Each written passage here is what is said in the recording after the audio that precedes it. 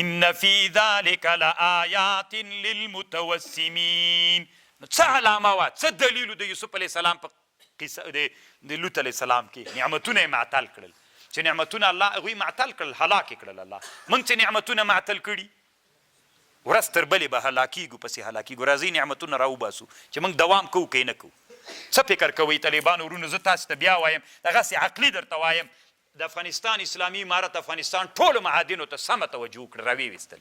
چې راویې ویستل طالبانو 10 کلونو کې د افغانستان ملت څوک سو؟ اقتصاد برابر سو.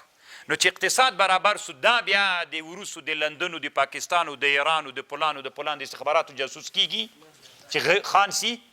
بیا طالبانو خپل نظام ساتي کړنګوي، اوس خو خپله دی ړنګوي، غریب ده ړنګوي، بیا دی ړنګوي نه یې بیا نه ړنګوي. نو چې ړنګ یې نه که دته تنخوا سته، دته پیسې سته، هر څه دته برابر سو، سړک ورته جوړ سو، هر څه ورته مهیا سول. طالبانو نظام خپله دوام پیدا که پیدا یې نه که پیدا که عذاب ورک سو که نه.